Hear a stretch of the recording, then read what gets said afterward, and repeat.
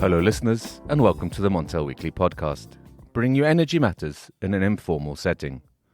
In today's pod, we discuss the energy transition and meeting Europe's net zero targets. Are we on track to hit those objectives? Is the current market design the correct framework to get us there and enable the integration of wind and solar into the grid?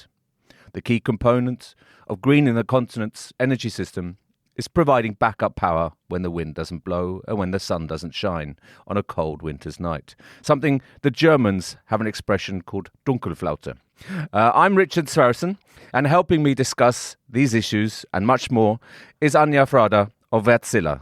A warm welcome, and I hope you're well, Anja. Thank you. Yeah. Where are you based, Anja? I'm based in Helsinki, Finland. Okay. You just had a new nuclear plant go online there after many years of delays. How does that feel? Well, I think it's good to have it finally online. As you said, we have been waiting for it for quite some time. Absolutely, it's been a few years delayed, shall we say, and certainly many cost overruns as well. But we're not here to talk about nuclear or Finland, really. Anja, we're talking about into the integration of renewables into the grid and meeting Europe's net zero targets.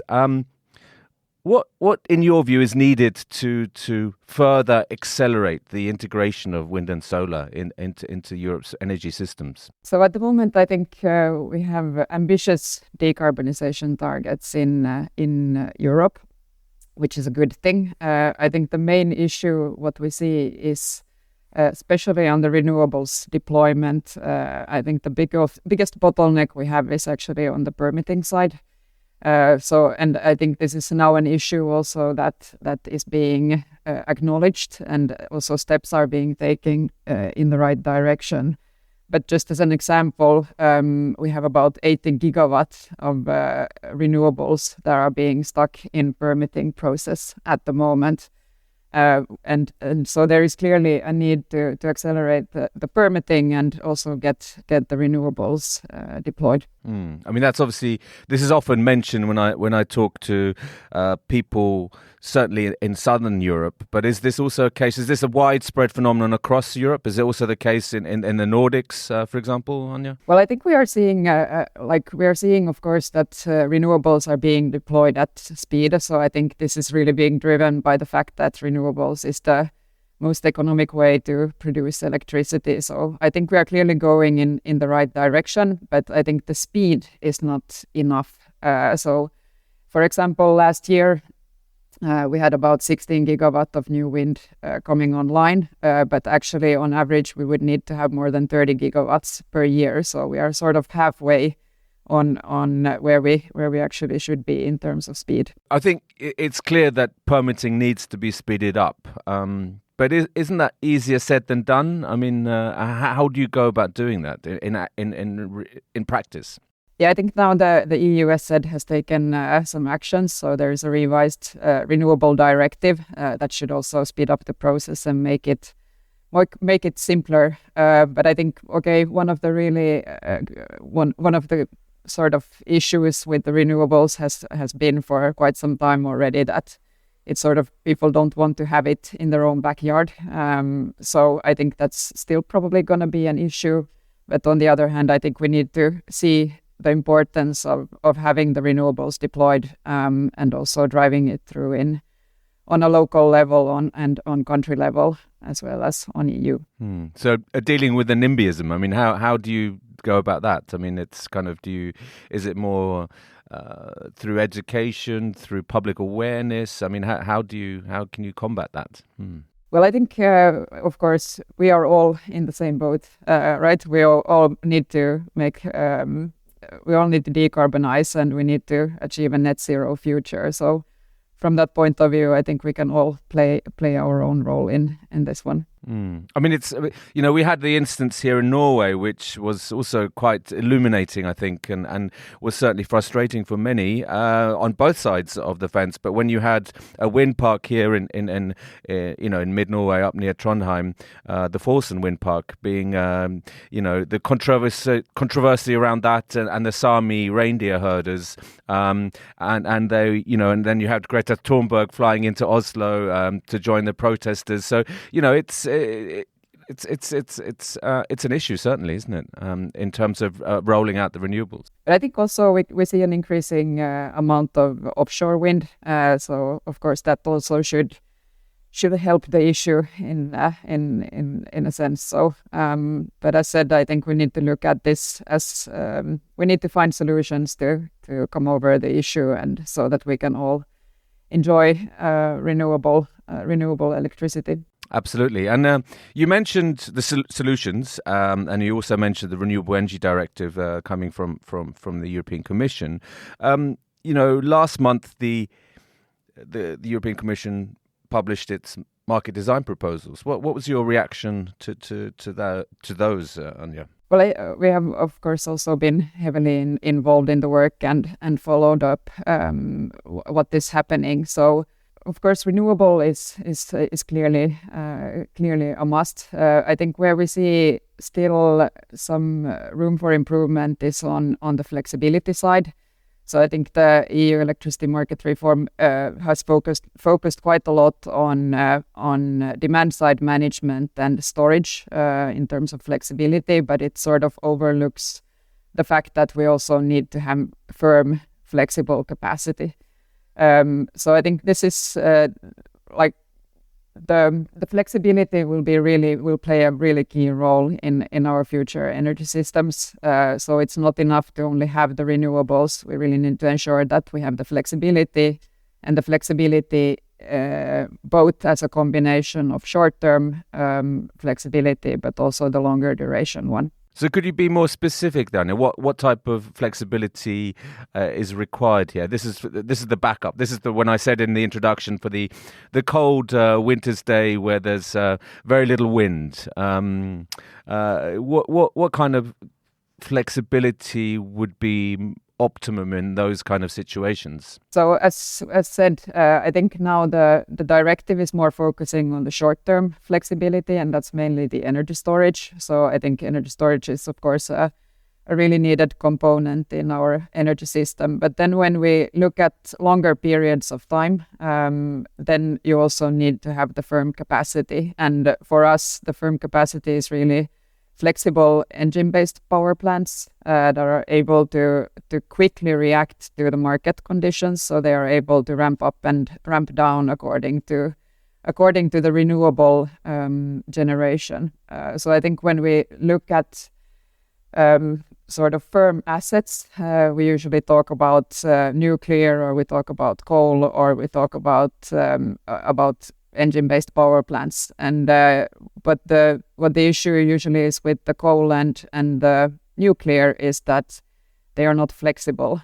So in case there is a lot of renewables in the system, you cannot ramp them down, which means that you actually need to curtail the renewable energy, which is of course not something that we want to do.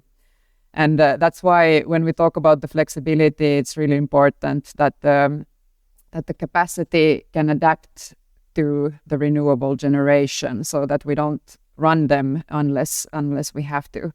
And there, I think our technology in terms of flexible engine power plants is really one of the leading ones. Yeah. What's the fuel there? Is it gas, right, or what?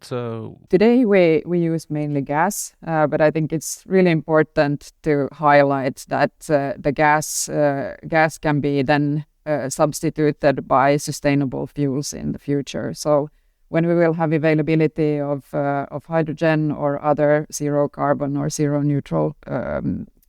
carbon neutral fuels, then we can also convert these plants to using, for example, hydrogen or ammonia or methanol.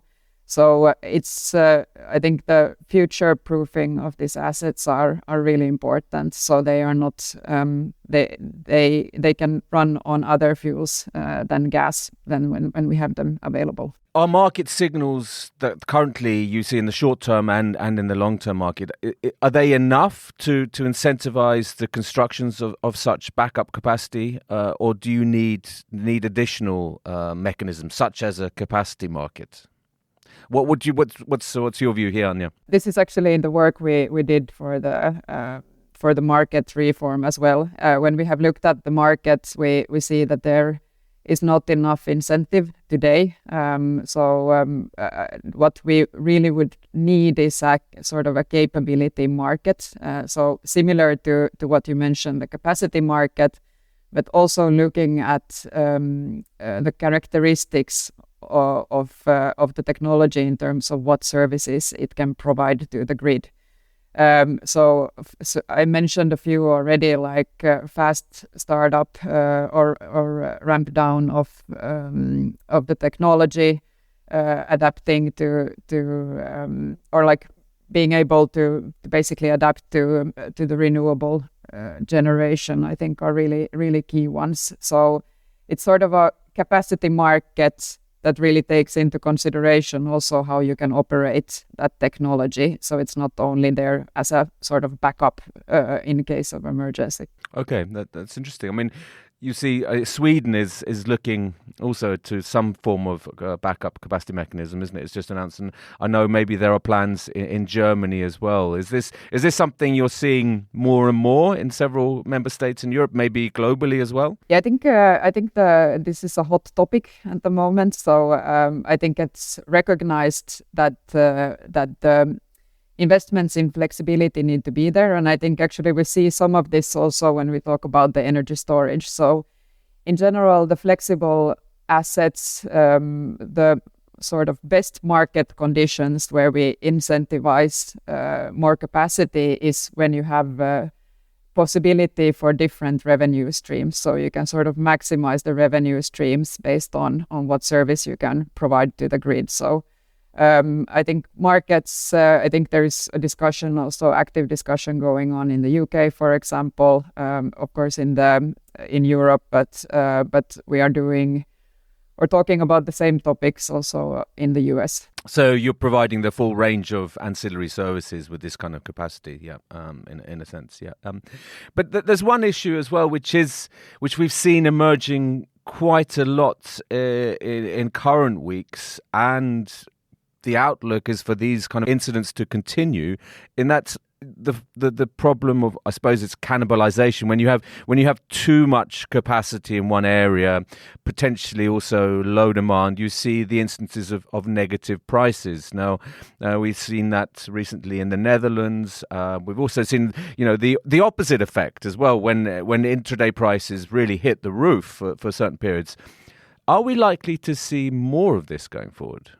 Without the kind of solutions that I know that you've been talking about with the flexibility options. Yeah, I think we will see more volatility in the market. That's clear, and of course the negative prices occur when you have too much generation at the same time. And here I would also like to note coming back to the flexibility point. So when we have these days where there's like really optimal renewable generation conditions, it's super important that we have flexible capacity in the system, because then they don't need to run. But if you have like big nuclear plants or big coal plants that you cannot shut down, you will curtail the renewable energy. And so that's really, when we look at the whole power system, that's why it's so important that you design it properly, so you can really take advantage of the renewables. But yes, I think clearly we will have more volatility in the prices. And I think here also the energy storage, of course, will also play a key role. So when there is a lot of renewables, if you have the energy storage, you can store the energy when the prices are low, which can then be utilized again when there is less generation, and then get a good price also for that electricity. So what in your view would be the sort of perfect energy system then, Anja? Well, we have an in-house modeling team in Wärtsilä. So what we do is we model the optimal path and optimal power systems for a lot of different countries. We have more or less modeled every country in the world already. So and it depends country by country. I would say the path to achieve it is very similar, but I would say it depends. For example, some countries have a lot of hydropower, other countries have a big nuclear installed base. So These will, of course, impact also how the optimal system looks like. But in general, what we see is that the future power systems will be based on renewables coupled with flexible capacity, and that usually gives the least cost system. So, in other words, the cheapest electricity for consumers. Absolutely. If you had a wish list to policymakers in Brussels, what would be top of your list, or top 2 items on your list that you would ask them to do in terms of the market design discussion? In terms of the market design discussion, I would clearly emphasize the fact that more flexible capacity is needed, and there needs to be proper incentives in the market to make the needed investment into flexibility. And then the other one, I think, is really to look at this from a technology agnostic point of view. So really think about which are the or like how do you design a market that will incentivize the best build out of the best power system for us. So really incentivizing the right technologies to be built. Absolutely. I mean, that's they have a difficult job to do, the policymakers in Brussels, to design the right framework. But they're certainly working very hard at it. But I think, is there a danger here that we, and that certainly some countries and some companies even, are locking themselves into a sort of fossil fuel future in the medium term? I mean, we've seen after the war started in the Ukraine, companies scrambling to source and procure LNG, which is then, we've seen a spate of LNG terminals. Okay, they're floating, but they're is there a danger here that companies are, investing in gas, particularly when they should be more focusing on renewables? Well, I think usually when we work together, for example, with utilities, they usually look at their portfolio of assets, which can be a mix. And I think what we are advocating for is, of course, to ensure investments in renewables, but then couple them with flexibility, which is then, either energy storage or gas-based plants.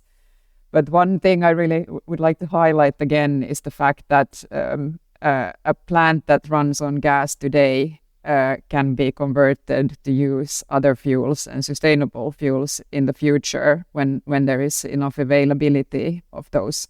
So and that, I think, is really one of the key advantages of our technology. So engine-based power plants is that these engines later on can be converted to use other fuels, which are then zero carbon. Is enough being done to develop those fuels, those alternative fuels? I mean, biogas, for example, and also, green hydrogen potentially is being talked about. Yeah, I think there's a lot of discussion ongoing about the green hydrogen. Of course, the green hydrogen is sort of the ingredient for all the other fuels as well. So that's really where we start from.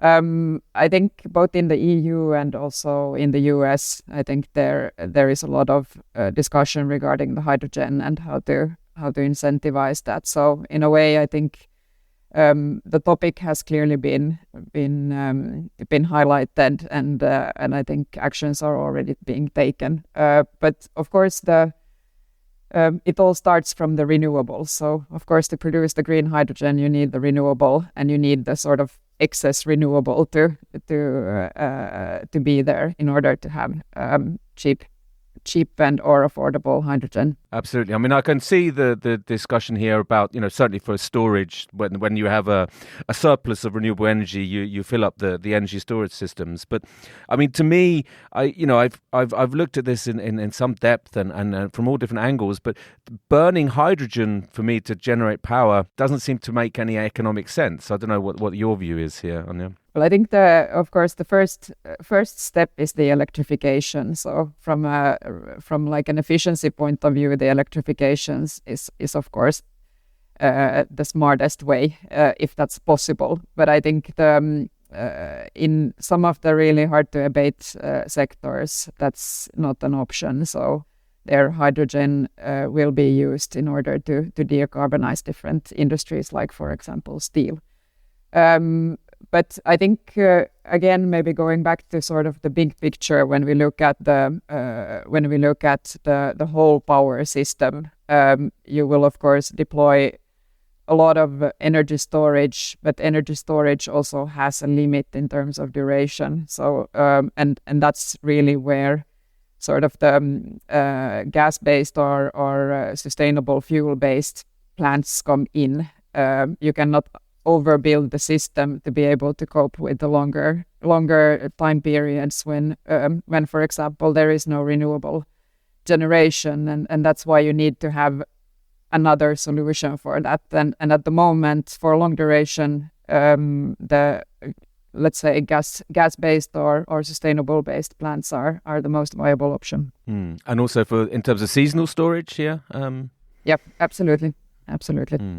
Yeah, I mean, a final sort of round of questions now, Anja, and I'm looking, do you think there's a risk of stranded assets for in some country in Europe in terms of,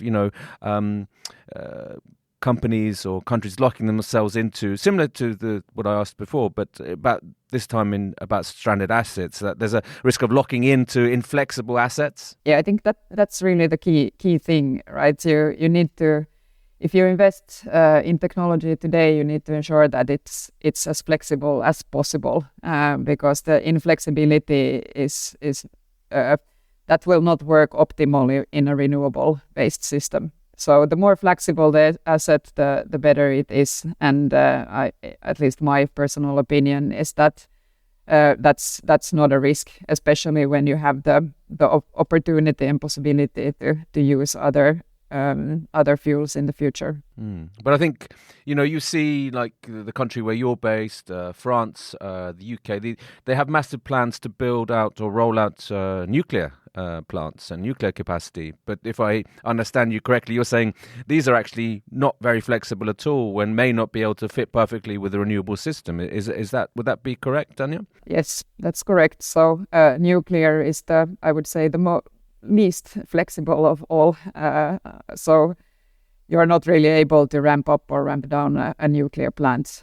So it runs on base load. And there is, of course, plans, but I think when we look at this again from like power system modeling point of view, we see that actually the nuclear is always the most expensive option, because it's so expensive to build. And that's a big bottleneck, I would say, for the nuclear technology as such. It takes a long time to get the assets deployed, and they cost a fortune. But they can't load run, or they can't be flexible in terms of balancing with renewables. Yet we are seeing, huge plans in several European countries to expand their capacities with that technology. Yeah, and basically what happens then, as I mentioned already, is that if you have this inflexible capacity that you cannot ramp down, what happens is that you need to curtail the renewables. And of course, that's, I think, that's something we don't want to do. Yeah, exactly. And if you're curtailing new renewables and prices are negatives, you may be also giving signals to investors that maybe it's not such a good idea to invest there. Wouldn't that be also a way of looking at it? So, yeah, but it's certainly a very complex arena. And thank you very much for shedding some lights on how we can get to net zero and meet the challenges of the energy transition. So thank you very much for being a guest on the Montel Weekly podcast. Thank you. So, listeners, you can now follow the podcast on our own Twitter account, aptly named the Montel Weekly Podcast. Please direct message any suggestions, questions, or, let us know if you think you have a good idea for a guest on the show. You can also send us an email to podcast@montelnews.com. Lastly, remember to keep up to date with all that's happening in energy markets on Montel News. You can subscribe on Apple Podcasts and Spotify, or wherever you get your podcasts from. Thank you and goodbye.